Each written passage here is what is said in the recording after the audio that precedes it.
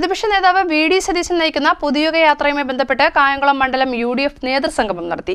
KPCC രാഷ്ട്രീയ കാര്യസമിതി അംഗവും മുൻ മന്ത്രിയുമായ KC ജോസഫ് ഉദ്ഘാടനം നിർവഹിച്ചു. പ്രതിപക്ഷ നേതാവ് വി.ഡി. സതീശൻ നയിക്കുന്ന പുതുയുഗ യാത്രയുമായി ബന്ധപ്പെട്ട് കായംകുളം നിയോജക മണ്ഡലം UDF നേതൃസംഗമം നടത്തി. നേതൃസംഗമം KPCC രാഷ്ട്രീയകാര്യ സമിതി അംഗവും മുൻ മന്ത്രിയുമായ KC ജോസഫ് ഉദ്ഘാടനം ചെയ്തു.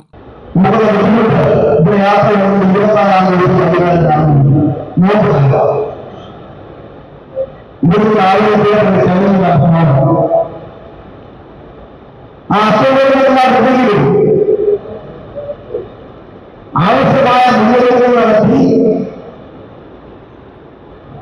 പുനരാവാസമുള്ള കായകളുടെ സ്വീകരണം ഉജ്ജ്വലമായ സ്വീകരണം നടത്താൻ കഴിയണം. അതിനുള്ള പരിപാടികൾ നമ്മളിൽ ഉണ്ടായിട്ടുണ്ട്. നമുക്ക് മുന്നോട്ട് നൽകാൻ സാധിക്കുന്ന പശ്ചാത്തലം ഈ അസംബ്ലി